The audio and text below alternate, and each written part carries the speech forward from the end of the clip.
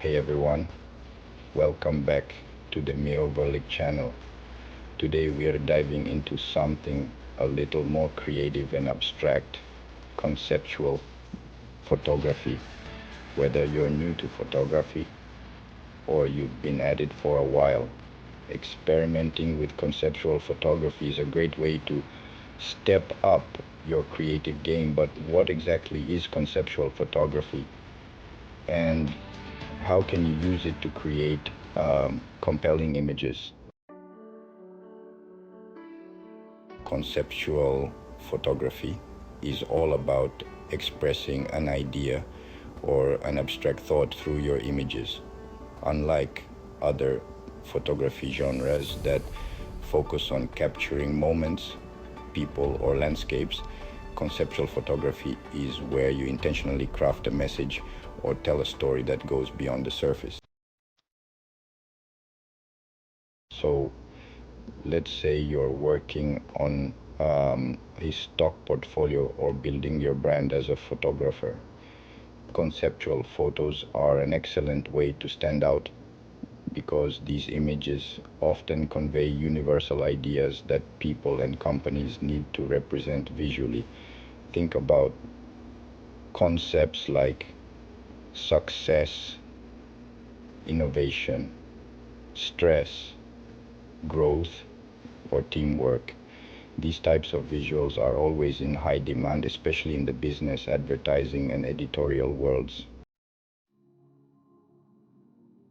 For example, a company might need a visual metaphor for success, something as simple as a person standing on top of a mountain or reaching out for a trophy. These images speak volumes without needing any text. Another common concept is stress. Imagine an image of someone surrounded by crumpled papers or staring at a screen with their head in their hands. It's instantly relatable. So, how do you come up with these ideas? Well, conceptual photography starts with brainstorming. Create a list of abstract ideas or emotions you want to explore. You can even build a mood board to visualize different ways to interpret these concepts. For instance, if you're shooting teamwork, maybe you show a group of hands working together to build something. Or maybe it's a series of diverse individuals sharing a single goal. When it comes to shooting, your props, composition, and lighting all play a key role. Every element in your frame should serve the idea you're trying to communicate. For example, if you're shooting for growth, you could use plants, ladders, or even light rays to symbolize upward movement or development.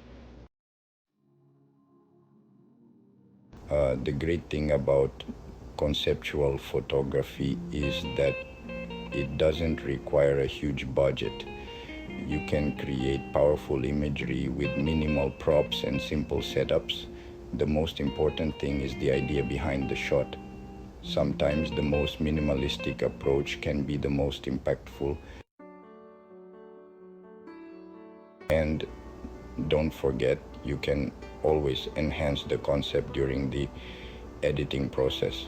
And maybe you want to add a surreal element to amplify the idea or adjust the colors and contrast to evoke a specific mood. Alright, that's it for today's video. Conceptual photography is a great way to get creative and make your work stand out. If you found this helpful, make sure to hit that like button, and if you haven't already, subscribe for more tips on improving your photography.